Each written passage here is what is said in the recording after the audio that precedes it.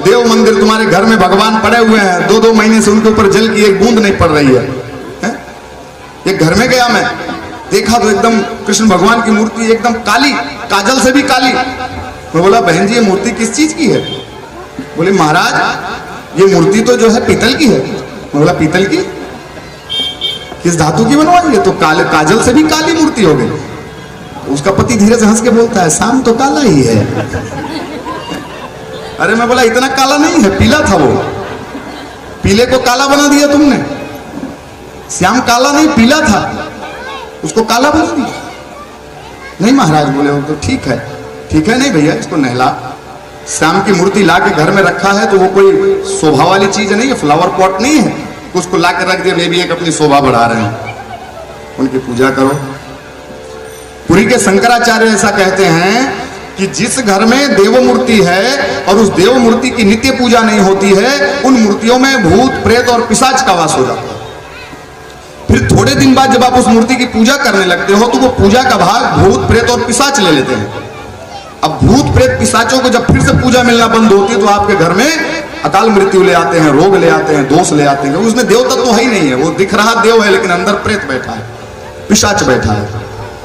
इसलिए घर के अंदर देव मूर्ति हो तो उसका नित्य पूजा होना चाहिए। नित्य पूजा ज्यादा लंबा नहीं कर सकते तो पंचोपचार होना ही चाहिए। पंचोपचार पूजा, स्नान कराओ उसको, आसन दो, धूप दो, दीप दो, नैवेद्य दो, प्रदक्षिणा करो, उसकी आरती उतारो। कम से कम इतना करो तो देव मूर्ति जो इतनी सी होगी ना वो भी आपको कहे महाराज बहुत पॉजिटिव एनर्जी देगी, बहुत सकारात्मक ऊर्जा देगी। लेकिन हम क्या करें, देवता मंदिर में आके बैठे हैं, यहाँ कहे महाराज पनीर की सब्जी बन रही है, बन के खवा जा रही है, कान्हा अंदर बैठे बैठे सोच रहा है सुगंध ले लेके हमारे पास भी आएगी। कान्हा सूंघते सूंघते ही कहे महाराज सो जा रहा है, पनीर की सब्जी उस तक पहुंच नहीं रही। कहे अंगूर रबड़ी बन रहा है, कान्हा सोच रहा अब आएगा अपने पास, कान्हा तक अंगूर रबड़ी नहीं पहुंच रहा, यहाँ पर पहले से चट कर जा रहे हैं। देव मूर्ति में उसको पारिवारिक सभ्य मान के चलो। देव की मूर्ति आपके घर में है ना, वो आपके परिवार का एक सभ्य है। देवता की मूर्ति ऐसे ही नहीं रहनी चाहिए, उसको पारिवारिक सभ्य मान करके उसकी सेवा करो। जितनी जरूरतें आपकी हैं उतनी जरूरतें उनकी हैं, आपसे ज्यादा हैं। ऐसे घर के अंदर कोई भी चीज आती है तो सबसे पहले देवता को समर्पित होना चाहिए।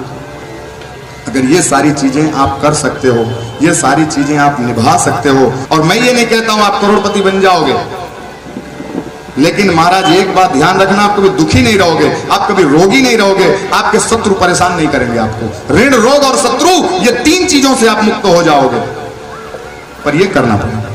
अगर ये नहीं करते तो सब बेकार है, फिर तो कुछ मतलब नहीं। भगवान से बस प्रार्थना करो, भगवान